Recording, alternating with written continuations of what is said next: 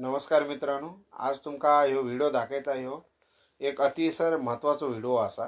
ह्यो रानमेवा हेका म्हणतात। रानमेवा म्हणजे काय?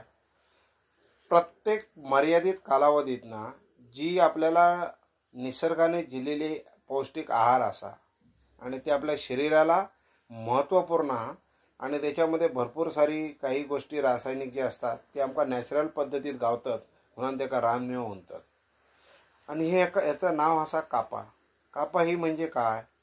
जंगलामध्ये चिवारीच्या कोंब म्हणतात, चिवारीचे कोंब ते काढून त्याका आपण नंतर ही कापा करतो, म्हणून त्याका कापा म्हणतात।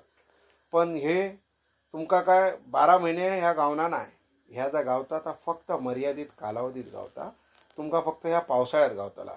जसा कापा होना, जसं तुम्ही म्हणता नालगीची भाजी, टायकळ्याची भाजी, सडेकोथबिरीची भाजी, फागला, वळू आणि तुमका बाकी काय असेल ते मासे वगैरे म्हणा, ते काही कालावधीतच हे उपलब्ध असतात। आणि ह्या रानमेव्याचा ना सगळ्यांनी आस्वाद घेऊ होय। आणि हे जर रानमेव्याचा तुम्ही त्यावेळेला जर आस्वाद जर नाही घेतलास ना, मग तुमका ना ह्याच्यासारखा आस्वाद कधी गावाचा नाही, कारण हे नैसर्गिक हा।